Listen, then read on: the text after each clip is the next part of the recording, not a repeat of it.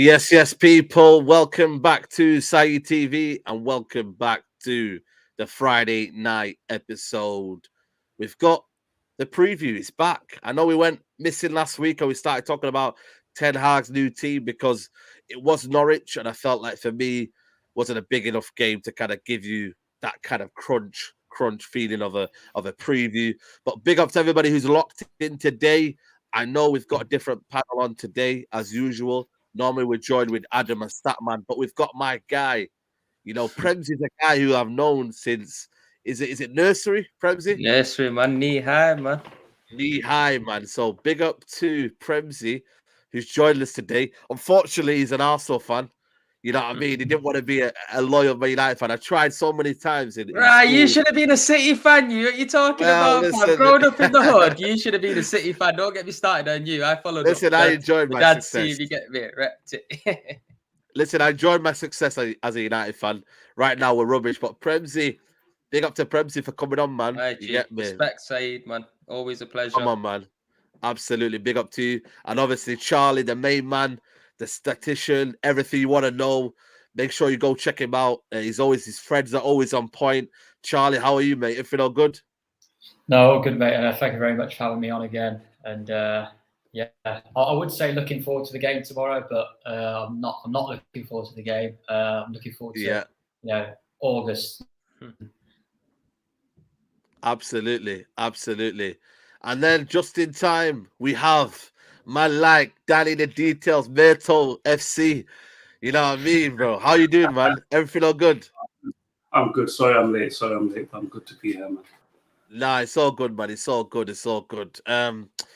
Obviously, I've titled the video, Will the Players Try? But I'm going to come up to you, Premsy.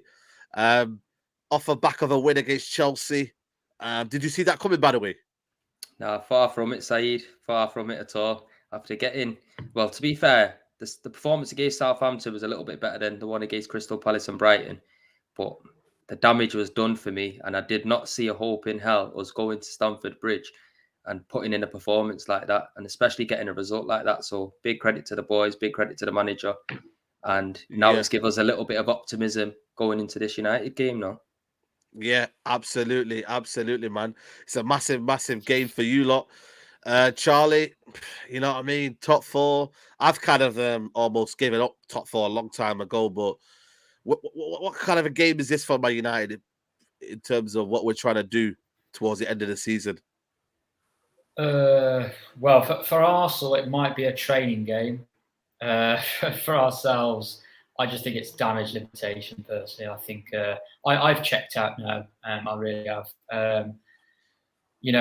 Liverpool on was it Tuesday night? It was a long time ago now, it feels, but that game against Liverpool was an embarrassment, an absolute embarrassment.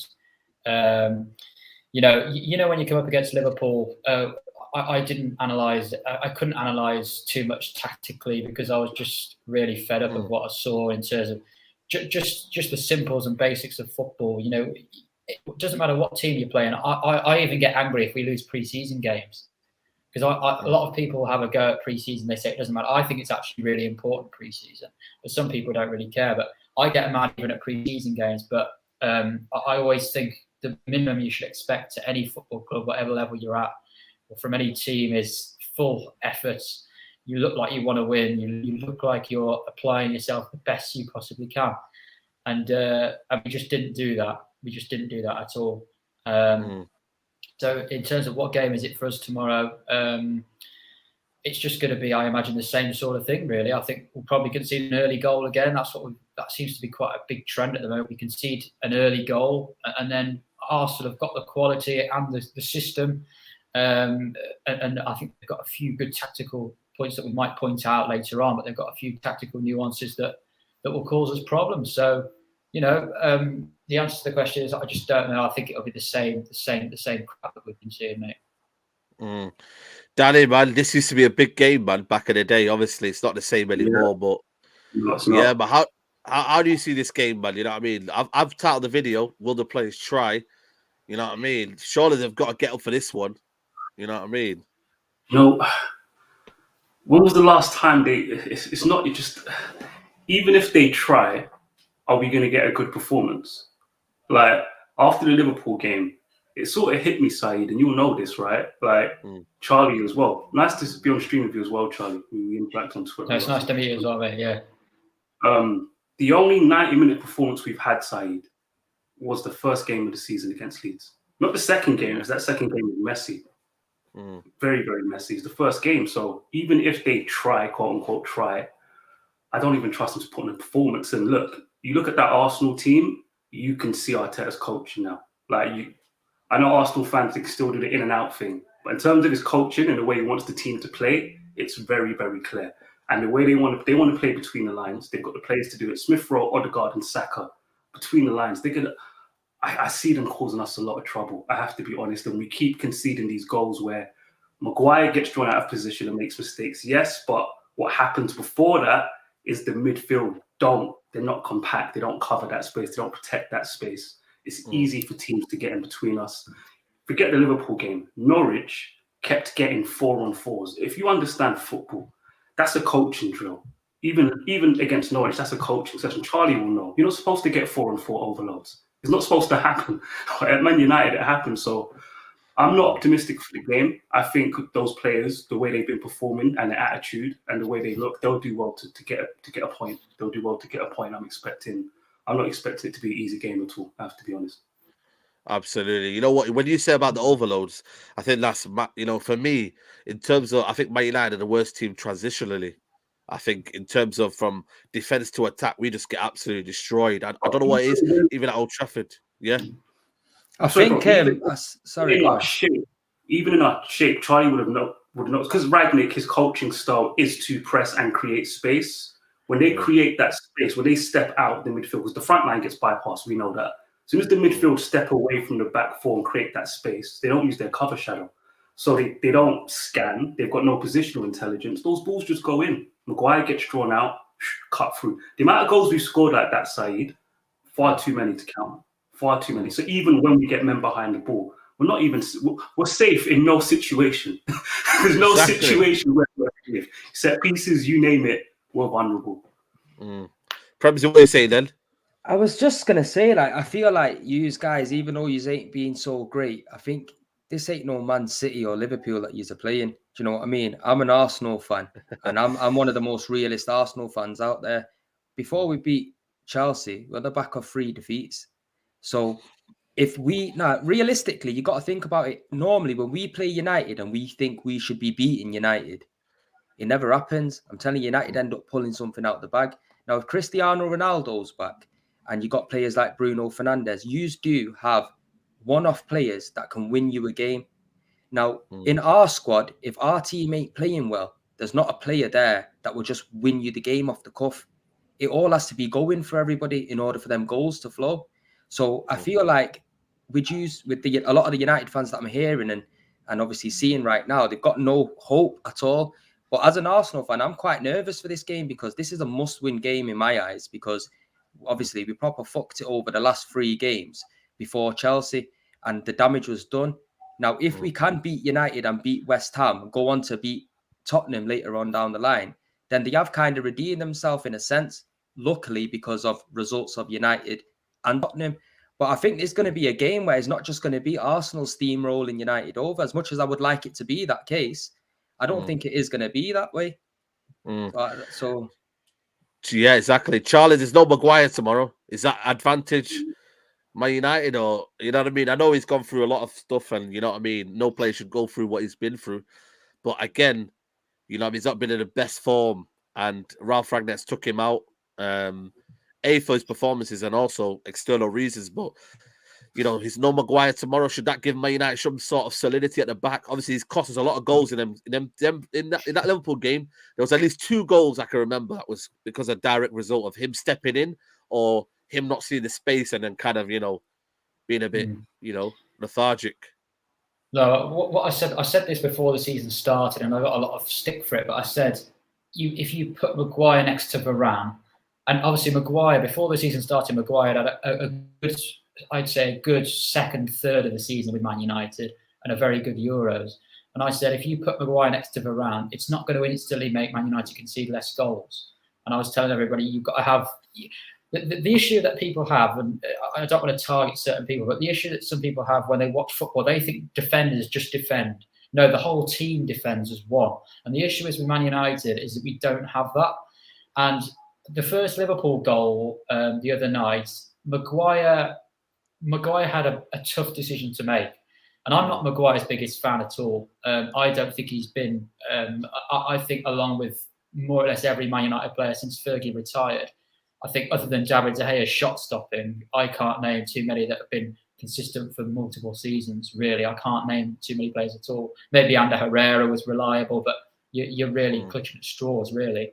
But I think Maguire had a tough decision there because Matic and Pogba were way out of it, that they were just way out of it. I think Pogba was leaning on the ref because he felt injured or something.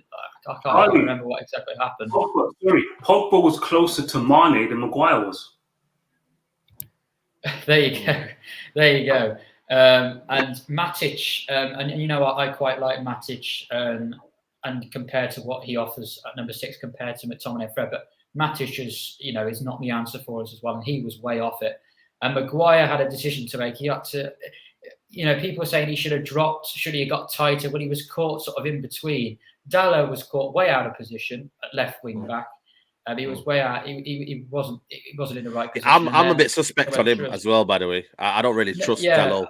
I didn't like there's a few things I think. I look, if Ralph Rangnick wasn't being a consultant, I would be calling Ralph Rangnick. I wouldn't be calling for him to go, but I'd be criticising him a lot more. But I do know that these players you can see it, they're giving up. But Ralph Rangnick, I've been questioning some of his team sheets. I mean, I didn't get why, if you put Dalot at left wing back, people said, well, that's good because Salah cuts in on his left foot, but it's also a totally different position for Dalot as well. And I thought throwing him for that game for Liverpool was, I would have rather set up with Tellez and Dalot or Tellez and Wan-Bissaka personally. I'm not too keen on shoehorning players in for these big games when they haven't got quite enough experience of playing that system, with everyone around. So the answer to your question is not putting Maguire in is not going to make it. Taking Maguire out of the team isn't going to make a huge deal of difference because we are just not good enough as a team, to be honest with you. So absolutely. I just want to say I hope Maguire's okay and his family. I just hope they're doing all right because, as well, Victor Lindelof got his home broken into and Pogba as well. And we just don't want to see this sort of thing in football. So, no footballer should have to go through this. So, absolutely no. Say that. No, absolutely. Before I bring you in, Danny, I just want to get your opinion, Premsy, on United. Why has it gone wrong? You know what I mean? If you think that we should have kept Ollie, that's up to you. Is that your opinion? You know what I mean? Is Ralph been good enough? What's your lowdown on Man United? Do you know what? I just feel like, from the outside looking in, I feel like United have tried pretty much everything. They've gone for experienced managers in likes of Mourinho and Van Gaal. They've gone for, a club legend in the likes of Ollie. And I think they've tried it all. Obviously, it all hasn't worked out, clearly. And I think what they've done with Rangnick, or if I've pronounced his name right, I think they brought him in over the period of just this course of 6-7 months, just to clearly go in there, see who's a rotten egg, see who's going to stay, see what the attitude's like, just so they've got a perfect insight of the dressing room, because he's obviously then going to go up. They were always looking to get Ten Hag in. And like he said, I'm sure I hear him say in one of his press conference recently that you won't be surprised if you see 8 to 10 new players at United next season, because he's gone in there and he's just clearly realised that it's a joke around here. You got players like Pogba that are not really asked about the club, and you can see that. And I just think that there's no bottle within that team. There's no bottle within that squad. You got the odd player like a Ronaldo that will save your bacon. If you took Ronaldo's goals out of your team this season, and where you would be, it'd probably be crazy. And the bottom line is, you have owners that are not really asked about the club, just like we do. Because if your owners did care about the club, just like ours, they wouldn't let 2 massive giants of English football collapse in the way that they have. So that's the way I see it. And I think maybe Ten Hag can come in, stabilise the ship, and maybe build something. But that's the best hope that our clubs have got, is for a manager to come in and more or less run it themselves and get that success. Because, they might get the odd bit of backing financially from the owners, but they're not going to be wholeheartedly backing the club like a Roman Abramovich and a Sheikh Mansour, and now like we see with Newcastle owners. So I think it's just a bit of the situation that we're in right now, and I think we just got to ride it. Absolutely. Big up to Darrow with the super chat. He goes, stop letting Rangnick down. Players having a clue how to listen to tactics. I mean, in terms of tactics, you're the main man, Danny the Devil Details. You know what I mean? Why haven't we been tactically astute? Why hasn't Ralph been able to kind of get these guys playing? Are they just not good enough? Do they not take information? You know, what is it with these players? Has it been because of Ollie? You know, we had this debate with Ollie. 3 years, have they been tactically? Have they learned enough? You know, I'm not saying that I've not learned anything. Have they learned enough to get them to where they need to be today? What's wrong with United at the minute? If we're being completely objective, what you saw under Ollie was that if they're coached to be compact, right? So when you get men behind the ball, if you're moving laterally, backwards more so, and you're coming forward when you're really compact and everyone's going together. When we played with that balance, these players are better. It's very, very simple. The more space you create, you create more complex problems you have to deal with. There's more emphasis on players winning their individual battles. And the two players that we have in the team that are supposed to be good at it aren't really good at it. You'll see a certain stat man tell you Fred's made the most tackles in the Premier League this season. But if you notice, what he doesn't put is Fred's tackle success rate, which is less than 50%. So if he wins 10, he's losing 12. Yeah? And Fred's supposed to be the best ball winner in the team. So, you know, I see that about in the Brighton game. The Brighton game was a notable example. So it's granted, Ragnick's not working with a talented group of players. I think there's an IQ problem with these players. I think we know there's a player profile problem. They're not a group of players that were designed to play a brand of football. We know that. However, what we see with Ragnick, and I judge him based on the adjustments he made. When he first came in, Crystal Palace, high press, cool. Tried it again. He realized quickly these players can't play the 4-2-2. They can't press the way I want to press. So he brought it back. More of a mid-block system. He went through 4-2-3-1, 4-3-3. And let's not forget, he was coaching 4-0s. You've got to give him his credit. He was coaching 4-0s. But then what's happened is he went back to the 4-2-2. And I always point this out. Because he's a very, very distinct coach. He's not an elite manager. You have to be on. Great thinker, great talker. He's not coaching.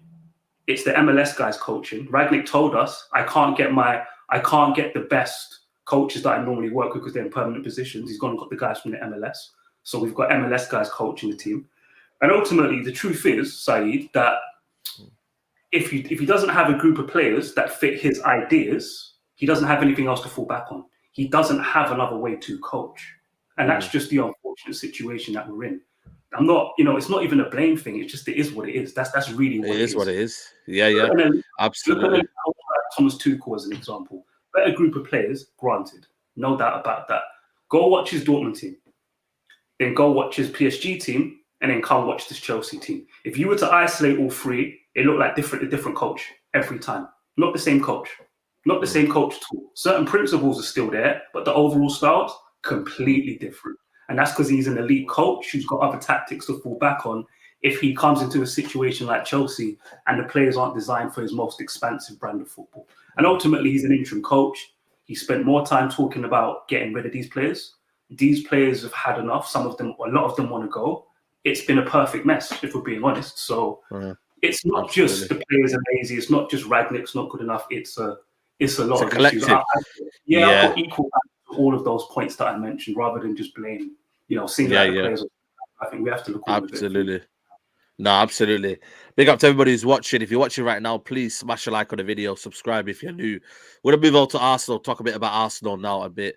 Sachin asked, this is a question for you, Premsy. What are your thoughts on Arteta? Are you Arteta in or out? That's the big question, man. With Arsenal fan base, there's a lot of flip-flopping going around. You know what, we don't know what's going on. With me, I'm not asked about what people think. I don't give a fuck what people say. I just speak from the heart. Listen to me, and listen carefully, people, because man, don't joke around with my team. The bottom line of it is, if anyone's watched any of my stuff, they'll see exactly where I stand with Arteta, and I don't think it could get any fairer. From the moment we signed him, I didn't feel like he was the right person for the job. The reason being is, if I was the owner of Arsenal Football Club, best believe I'm not hiring someone with no experience to run an organisation the size of Arsenal. So that's why I didn't think it was great. He might have been a good coach under Pep Guardiola, but football's just bigger than coaching a football team. Yeah. So that's why he wasn't my favourite choice. Now, the guy's finished 8th in the last 2 seasons. It's not good enough for Arsenal Football Club. Yeah. This season coming, from the start, I wanted him out. You get me? I wanted him out from the more or less last season. You get me?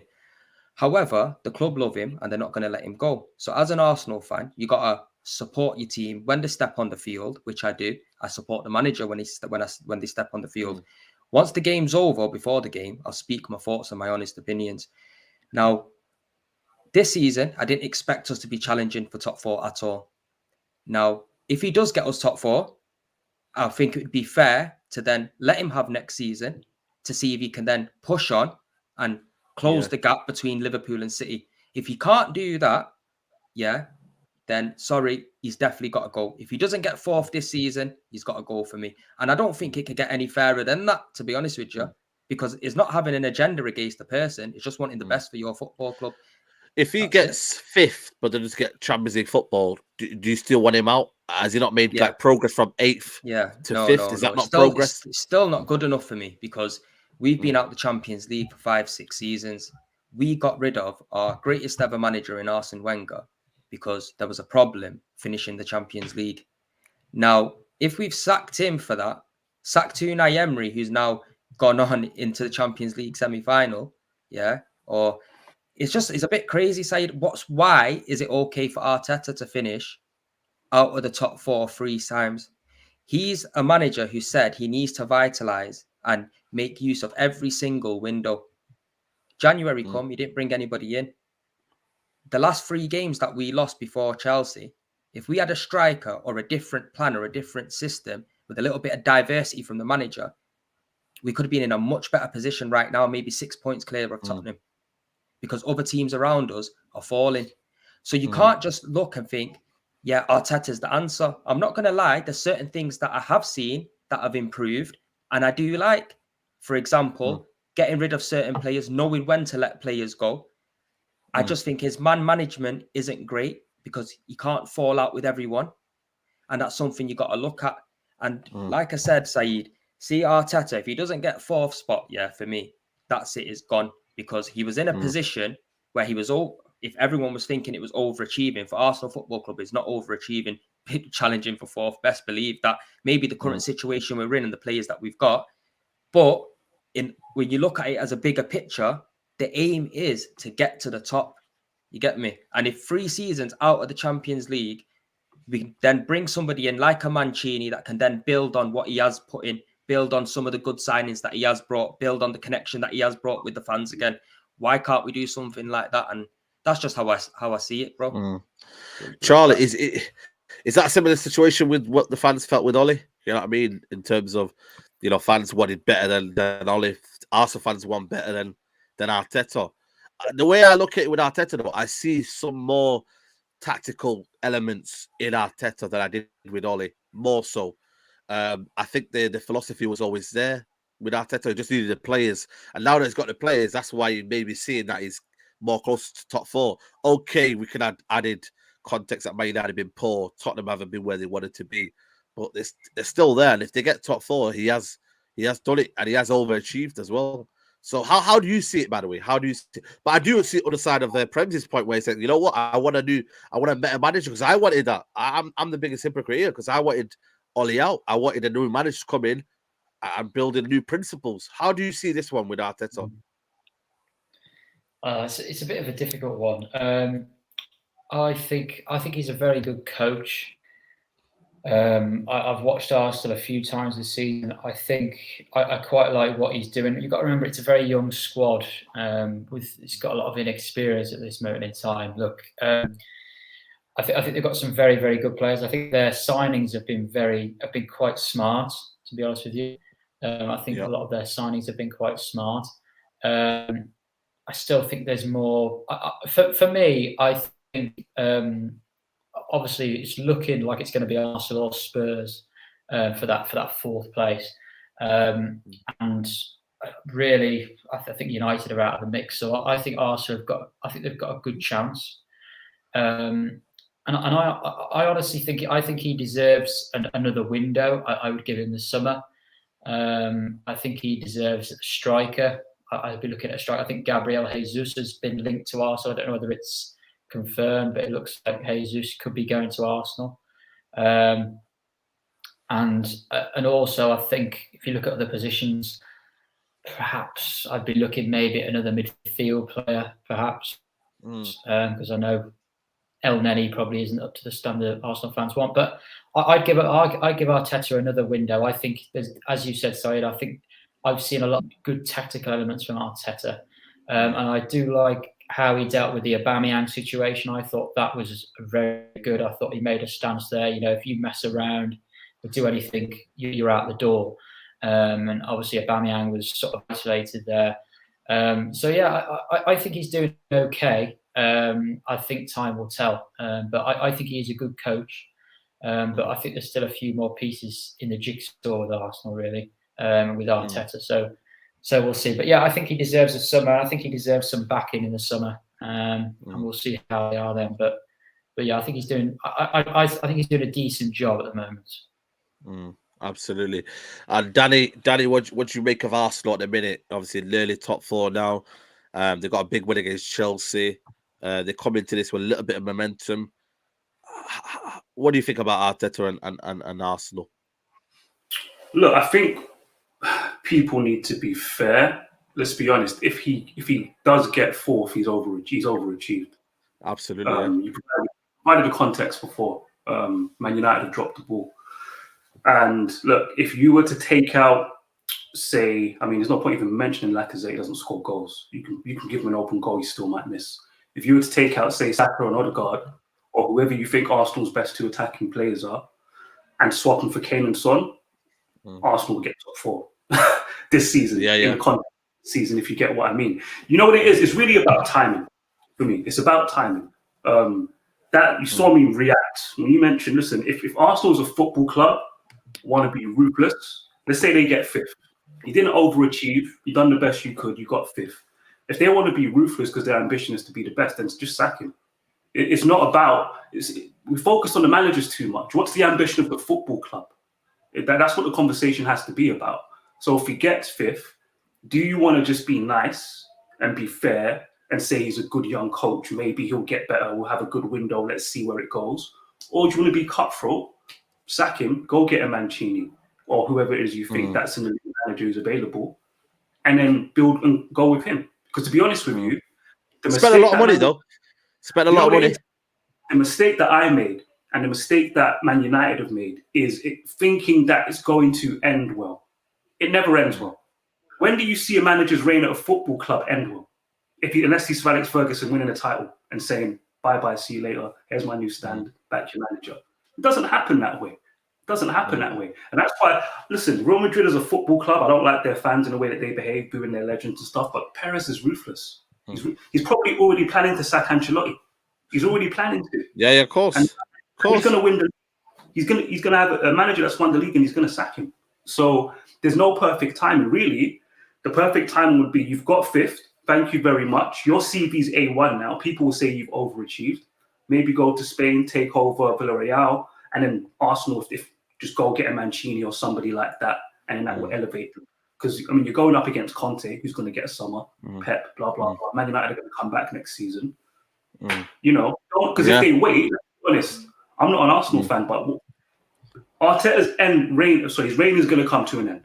So what's it going to look like? Is it going to be Arsenal settled in 4th for someone else who can take the baton and it's going to be plain sailing? Or is it likely he's going to fall off a cliff, be 7th or 8th again, Arsenal starting again? It's more likely to be that. So listen, they need to be cutthroat. Just listen. Absolutely. I know, Premsy, you got to go now, haven't you? Yeah, I was going to say that, man. But you know what? I just want to leave with you people, yeah? Do you know when your club hasn't won anything significant for like 15, 16 years, yeah? It must be hard. And you're a fan that's invest your time and your money into that club. You want that club to be the best. And best believe now, yeah, for Arsenal Football Club yeah, finishing outside the Champions League for 3 seasons on the trot under a manager, yeah, that is not good enough at all, bro. And on that note, I appreciate it, I'll man. see you, bro. Ash is an Arsenal fan. Any Arsenal fan that is watching right now, or just anyone in general, make sure you go follow Premsy TV. He's starting to grow his channel, so make sure his link is in the title. All you got to do is click on that and make sure you subscribe to my guy Premsy. I've known this guy since nursery. Obviously, unfortunately, it chokes to be an Arsenal fan, but it is what it is. But For the Premsy, people that don't know as well, yeah, my dad's from London, you get me, and he's an Arsenal fan. So see me, loyalty is everything. So man, supporting my dad's team and gone through the wars in money. So peace out, man. Thank you very much, Saeed, for having me on. You too, man. Anytime, man. Big up to you, bro. Big up people, man. Good big to up, meet you. man. Big up to you. Big up to you. Right. Big up to everybody who's watching as well. Keep smashing the likes up. Nearly 400 of these watching here. Listen, where do we chat, man? Pogba out for the season. Maguire not playing. Bruno Fernandes.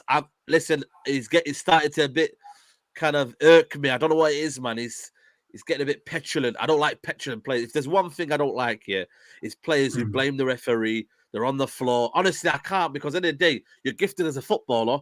You let your football do the talking. The best players in the world never ever do all this rolling around and all that, man. Play your football. But they kick people instead. That's what they do. Just do what Paul Scholes would do when he just had enough. Even with you winning, you get annoyed. Just I've had enough of this. Just kick him, man. Absolutely. And roll him on the floor. Do you know what I mean? Because that's the only flaw. You know what it is? He was petulant when he came inside. Yeah. But because of the climate, we like the fact that he was getting at players. But it's just the rolling on the floor stuff. That aside from that, I like his intangibles. Apart from that, he just needs to calm down a little bit for me, man. Sometimes he goes. You know, thing for me though is that I think Maguire. Hold on, I'm going to get onto you as well, because you go to the game, so I'm going to get onto you as well. Yeah. The Villarreal game, the one at home, and I couldn't believe it. The guy was just riding Sancho all 90 minutes. He's just riding Sancho. And I remember I was in a space for Nerden the next day. I'm like, Nerden, you need to tell us about these things as you go to the matches. Yeah, I didn't know. No, he does. He'd pick out a player just to get onto for 90. I couldn't believe it. I'm like, at this point, leave him alone. Because he did it to Elanga. He did it to Elanga against Everton. Everton game, he did it to Elanga. I said, listen, mate. See, you don't know that from TV. You only know from the match-going fans who are going. You need to listen, man. He does it all the time, man. And I feel like for me, is it to kind of like he wants to play that Hollywood ball all the time. So he's thinking, yo, I needed to be on there, mate. Listen, you're a winger. I'm trying to play this ball. I'm going to drive it. I want you to be on the end of it. I'm going to ask you, Charlie, first. What has coincided with Bruno's bad form? Has he been found out in terms of now he has to actually play football? Everything maybe in Ollie was through him. Is that why? What is it with Bruno Fernandes that's just gone missing? Well, look, I've been quite critical of Bruno Fernandes ever since he's come to the club. I understand that he gets a lot of goals and gets a lot of assists, and I was probably over harsh on Ollie as well at times. Ole Gunnar Solskjaer really knew how to probably get the best out of the brilliance of Rashford and Bruno. But at the time, I was really against that, because I think if you play better as a team, you'll always do better. And I felt under Ollie, we were too much of individuals. But some people are now pointing out maybe Ollie was given the confidence for these individuals to play, and that's another argument altogether. You can believe that if you want, or you don't have to. But I think what Ollie did do is Ollie set up a system where Bruno Fernandes and Rashford were getting a lot of goals and assists. And I think Bruno has always been playing in this way, but I don't think he's scoring goals anymore. I think that would be my personal view. I think he's gone a little bit. I think he's gone a little bit more. I think he's one of those players when he gets angry or when things aren't working, instead of calming it down, he actually keeps doing it more and more and more and more. And he tries those risky passes more. And I think that's what he's doing now. But I think in the principle of Bruno Fernandes, I think he's got some good attributes. But I think at times he needs to do what's best for the team. And sometimes what's best for the team is putting your foot on the ball and passing it to your teammates a few yards away and trying to sustain some pressure in the final third. And for me, these 30, 40-yard passes are just they're not how I want to play football. I'd much rather play as a team. I'd rather keep it shorter passes, sort of the Man City style. Really, I'd much rather play that sort of style. And but yeah, everyone's got their own opinion. I think he's a good player, but I just think he needs to really he will need to change under Ten Hag because Ten Hag will not accept some of the things he does. No, he definitely won't. And I'm going to bring some of the comments that he made today. But, Charlie makes a point there in terms of playing maybe the correct pass or doing this. But that's not his game, though. Danny. He likes to be very, very forward thinking, sometimes a bit forceful, but that risk taking element. But I just feel like for me, if nobody's on that par level with you, why do you keep doing that? That's what I think all the time. If Sancho wants it to feet, why do you keep playing the ball over the top to him? And if Sancho wants it to feet and he's not quick, he wants everything close. But I feel like that's what Bruno Fernandes can't do. And I'm now trying to see what is Bruno Fernandes' position now. First, you think it's a 10 under Ole Gunnar Solskjaer. You think it is a false 9, could be a second striker. Now I'm thinking he's everywhere. He's 1 minute is deep, 1 minute is forward, 1 minute is on the left, 1 minute is trying to take someone else's position. I don't kind of know what his position is. Well, look, you can't do that in Ten Hag's system, which speaks to people need to be fair. You need to, I was saying this before, you need to have balance, right? If you look at his Man United career, 50% of it is good, and then 50% of it has been declined to bad. That's the objective. Absolutely. Even if you didn't like the way he played, that's on you because you have a preference. Everyone has preference for the type of football players that they like. Of course. I have a preference. Like my favorite 10 is Rui Costa. They're both Portuguese. Bruno's nothing like Rui Costa. Nothing like Rui Costa's like levels above. So the issue I see, look, I've seen Bruno show signs if he's in a reserved role, he'll keep it neat and tidy. In the Norwich game, people got angry just because there were like 4 occasions in the 90 minutes where he was on the edge of the box and didn't do something right. But for the rest of the game, he kept the ball. Like Charlie will know. Bruno Fernandes, his pass success rate is shocking. It's below 80%. If you know anything about numbers with stats and passing success rates, anything below 80 is decent. Bruno's always been below 80 his whole career. 76% hovers around there. Shocking. Games like Norwich, he's in the 91% mark and people are still moaning. So that's a you problem with Bruno. The reality is, you haven't seen Bruno with an elite coach because the MLS guys are not elite coaches. Ragnick's an elite thinker, but he's got MLS guys coaching. So you have to see what Bruno does with an elite coach. That's what I'm going to say. Of course. See, because if he's focused in a system where he's in the final third, the team can recover because the team structure works. Pressing's not down to one person. It's down to everybody. And he understands, look, balance. There are moments where I need to keep it calm, but there's going to be opportunities where you can be you and you can flex, try your long balls, blah, blah, blah, blah, blah. So that's the challenge for Bruno Fernandes when Ten Hag comes in. Can he be, he will be positionally disciplined. Like I've seen Louis van Gaal make less players with less intelligence and less quality have positional discipline. We're Man United fans. Louis van Gaal gave everybody a footballing lesson. If the coach is meticulous in his coaching about positioning, you can get David De Gea, Paddy McNair, Tyler Blackett, Marcus Rojo, Phil Jones, and Chris Smalling playing out from the back, right? So don't tell me Bruno Fernandes in the final third can't fit into a good structured attack. Of course he can. It's just he needs to find that balance. That's where the challenge is for him. And honestly, I put a 5 on him meeting that challenge. If I'm being honest with you, he's a battler. He's a warrior. He's a warrior. Big problems in this team. If I was to write a list of players that I thought were a problem, he'd be way down the list. I can name maybe 6, 7, 8 players who are a bigger problem today. Maybe Bruno's a problem next season, the following season, the season after that. We have to wait and see. I don't think he will be, but he's not. He frustrates us, and I get why. But people were saying, sell him now, get rid of him. I'm like, relax, man. We've got bigger problems before we get. Listen, he may get the Rashford treatment. Same people that get onto Rashford's season. Rashford's been benched. He's only playing because of injuries and because Martial had to leave. Of course. And even less minutes, he's being kept out of the team by Sancho and Elanga. Donny van de Beek comes back under Ten Hag. You might get your wish. Bruno might be benched, and maybe that's the right to the challenge. So it's going to be interesting. To be honest with you, I'm looking forward. And also, we've got a pre-season as well. So I think that's the biggest plus. We've not had a pre-season in a while now. And every preseason has not really made an effect on how we play as a team. So finally, we get a preseason under it. It might not be a long preseason, but it's a preseason anyway. And this man will be taking over, Erik Ten Hag. He said here, I think I could deal with big name footballers, but I will stay myself in that. I won't change my vision. I will tell them their task, and whoever does not meet those tasks will hear from that me, no matter who it is. Charlie, man, strong words there, man. You know what I mean? Whoever it is, he's coming at you. And you know what?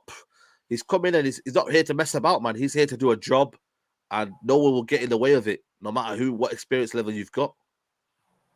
No, that's right. Yeah, I have to say, from the majority of what I've seen and heard about Ten Hag, from what I've watched of Ajax as well, I think this is a good appointment. And I'm not going to get too carried away simply because of the task that he's got. Firstly, with the current players we've got, the structure he's going into, the club he's going into, I still think it's a little bit unsure to me in terms of the board and the people above Ten Hag. Are they going to be given? Is Ten Hag and how much is Rangnick going to influence things just on a consultancy? I'm still a bit unsure on things like that. But in terms of the actual manager, I think it is the right choice. He seems very much no nonsense. He's got some very sort of particular methods of doing things. And I'm happy with some of the comments he's made are very, very good. Look, I've always said this player FC has got to really stop. There's some players, there's some fans lots of fans that, and we all prefer certain players. Like I've just said, I'm not too keen on sometimes the way Bruno plays, but that doesn't mean if he plays instead of Donny, I'm not going to start shouting Ten Hag out because he's playing Bruno. But that's not. We've all got our preferences. But this player FC where you've got, Dean Henderson supporters, and I think Dean Henderson's a decent goalkeeper. He may well play under Ten Hag, but then they go and abuse David De Gea. And it's just, I'm just fed up with this player FC. So we all need to get behind Ten Hag. We need to understand that it's going to take, however many years it will to really prove himself. And, whoever he doesn't like or wherever he doesn't seem fit, which could be a lot of these, by the way, he's going to hopefully be able to be given the go-ahead and be able to hopefully sell these players. Absolutely. The only issue I've got is a lot of these players are on big wages. And that could be a big issue, getting rid of quite a few of these players, I think. So that's a little bit of a problem we do have, but hopefully we can improve that structure. Absolutely.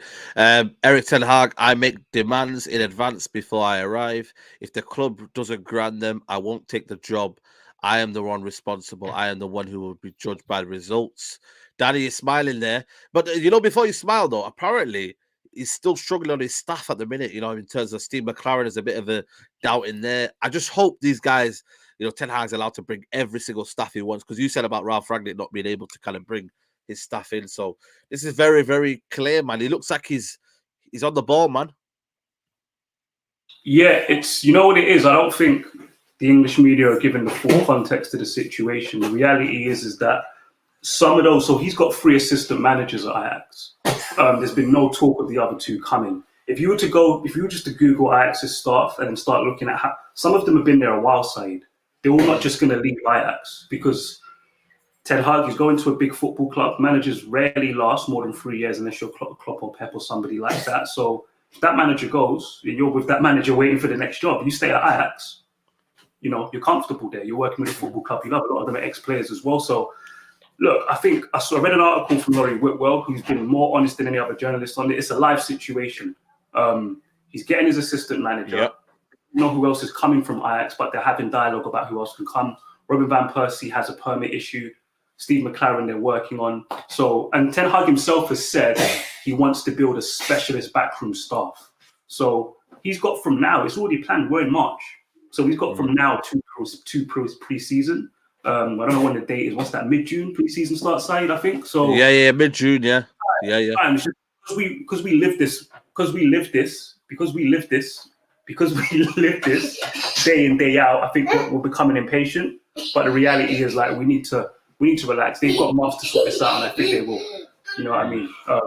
Give me 1 second, I'll be back. No. Don't worry, man. Don't worry, bro.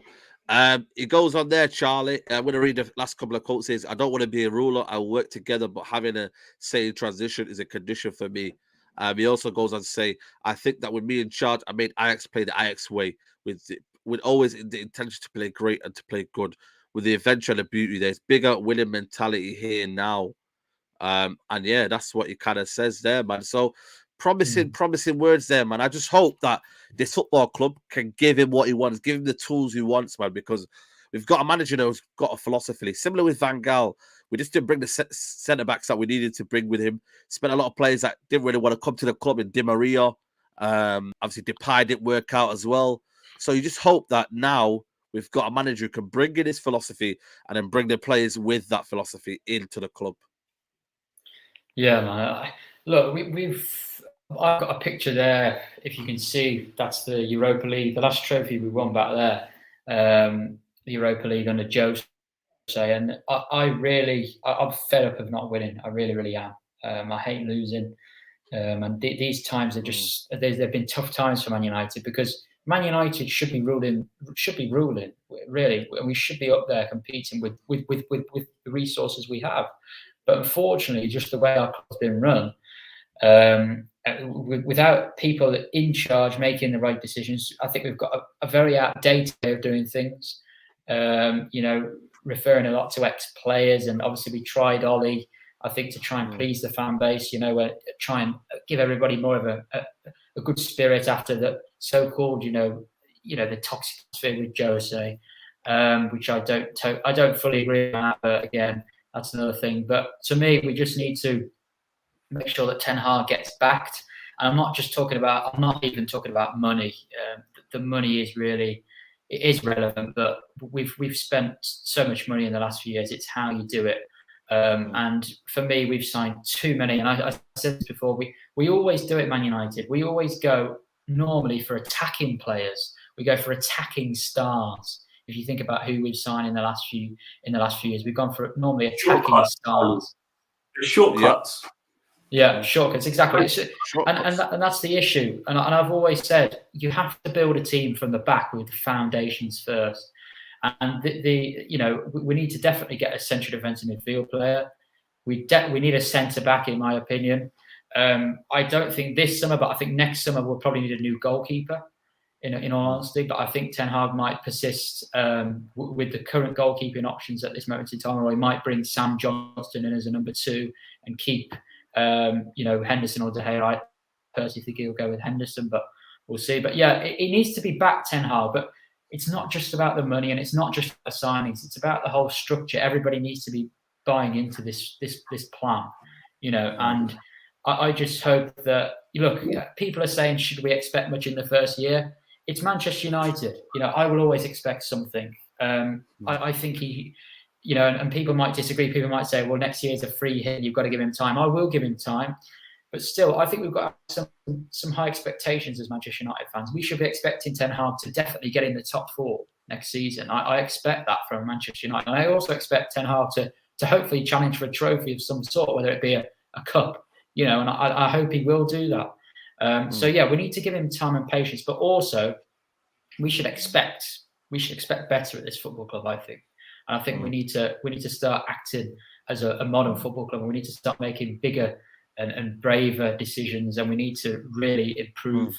I think Danny knows a lot more about the structural things than I do, but certainly I think he'll probably mention in a minute. But I'm still a little bit questioning the structure until I probably see an improvement behind the scenes.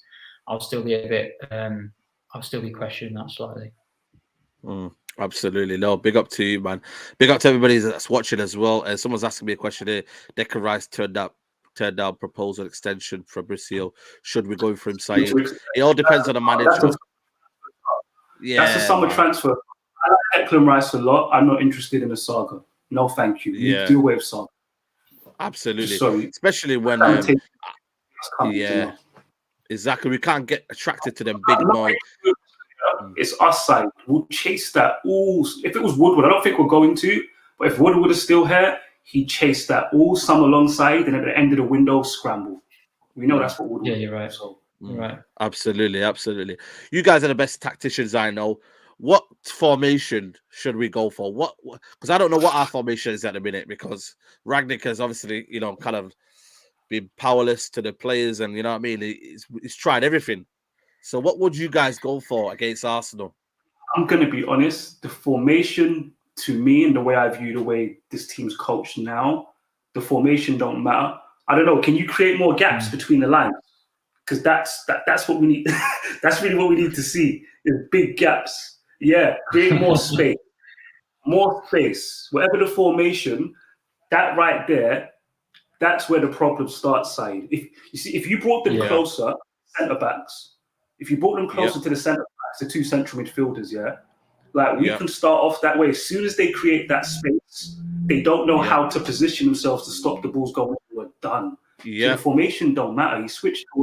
What was the formation against Liverpool? I couldn't really. Well, it was like a 5 and then a 4.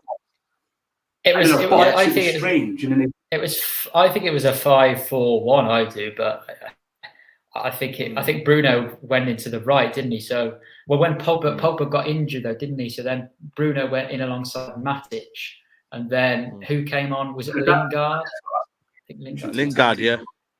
It was terrible. But let's say it's a 4-3-3. I think he will go for a kind of a 4-2. I think it will be a 4-2-3-1 because there's no Fred, there's no Pogba, so it will be Matic and McTominay. So we'll go with David De Gea in goal because we know he's going to be a mainstay. Dalot or Wan-Bissaka. For me, I don't rate Dalot as much as people do, but I still like the way he kind of gets, the ball from here, from where this is here, all the way there. He can get it better than Wan-Bissaka. His build-up plays reliable. His build-up plays reliable. With Saka, you don't know what you're going to get. So I wouldn't argue. Yeah, we'll go with Dalot. I honestly think. I think he will. Is Lindelof fit? Is Lindelof will play? Varane will play as well. But he's only just come back to training. I'm not sure he'll be. I think it'll be Bailly and Lindelof or Jones, maybe even Phil Jones. Because Bailly's on Instagram praying and asking and begging. Yeah. But if you think about Maguire won't play, Varane. I think it'll be Varane will play. No, I think he'll be back. I think it's going to be Lindelof and Varane. Don't get twisted. Varane was fit for the last game. They just didn't want to rush him back. Ragnick's made a point of throwing Ollie for rushing him back earlier on in the season. So I think it is going to be Varane and Lindelof, if I'm being honest. I think Tellers surely will come back. For me, I don't. Again, Ralph Rangnick doesn't rate Tellers at all. You know what I mean? He's only using him because Shaw's injured. So Alex Tellers will go there. I think it will be Matic. And McTominay should be back. He could have played against Thingy, couldn't he? Could have easily played against on Liverpool, but he didn't. I still think it will be the same front four that we normally get. Elanga on the right hand side, Bruno Fernandes through the middle. You don't think is Ronaldo, isn't he? So yeah, Ronaldo will be back. I genuinely think Ronaldo will be back because he was training. I think he'll be back, man. You know what I mean? I think. And we need something up front, man. We need a vocal point up front because it's desperate times, man. It's desperate times. But how do we beat Arsenal, Charlie? Any way this United team beats Arsenal in terms of how they play and what they do tactically? Look, I don't see it. Look, and we could break it all down. Look, Arsenal are as I think we mentioned earlier about breaking the lines and doing. They're very, very good at that. But also Arsenal have got are very, very good at counter pressing. When they lose the ball, Arsenal are very, very good at winning the ball back. They've got some very good individual players as well. I honestly I think we need a lot of luck. I personally I think Arsenal struggle when they play against a team that plays in a low block and sits back. I think they struggle against a team that's more solid off the ball, that just retreats, keep you good shape. Whether it be a 4-4-2, whether it be a 4-5-1, whatever you want to do off the ball. But that's what I would do. I would just camp. I think that we should have done that at Liverpool. I think Rangnick maybe even wanted to do that. Apparently the players didn't follow his instructions. But I would have gone to Liverpool. I would have set up with a 5-4-1, and I would have just camped and tried to keep the score down as much as possible. Keep it to 0-0 for as long as possible, and then try and nick a goal. And that's what I think we should do again. I think we might see something like we saw, if you remember, away at Aston Villa, when we played a 4-1-4-1. We may see something like that. Yeah, that was good. I like that one. I don't know about you guys, but I like that one. Fred more further forward. Yeah, that was good. And I think we should just sit off Arsenal. If, in all honesty, I think we should sit off. We need the two wide players need to really be really support the fullbacks as much as possible, and I would sit off as much as possible and try and condense the spaces, because Arsenal, you see, and I'm not saying that Palace, they lost to Palace and Palace were fantastic. Palace didn't just sit off, they were really, really good, but Arsenal are playing. They recent games they've done better against the so-called top 6 sides, against those sort of sides, than they have done against other teams. And I just think other teams like Palace, Brighton, I think these sort of teams are really well-structured teams. Everyone knows their role. You think about Brighton; they're good on the ball, but when Brighton lose the ball, they get into a really, really good defensive shape, and we don't do that. We don't do that. And I'm not going to criticise Rangnick too much, as I said, because these players have checked out. But our approach, whether they didn't follow the instructions or whether it was Rangnick, against Liverpool was dire. It was absolutely dire. A kid playing FIFA would tell you, you've got a team that's low in confidence. You go to Liverpool, you just got to try and park the bus as much as you can. And we were playing such a high line, and we just got punished. So I would sit back tomorrow. I'd try and reduce the score as much as possible, as bad as it sounds, and I'd try and hit Arsenal on the counter. That's what I'd do. Absolutely. Where do you see, Danny? How do we get some sort of kind of rhythm in this team, or to hurt Arsenal? I think any hope?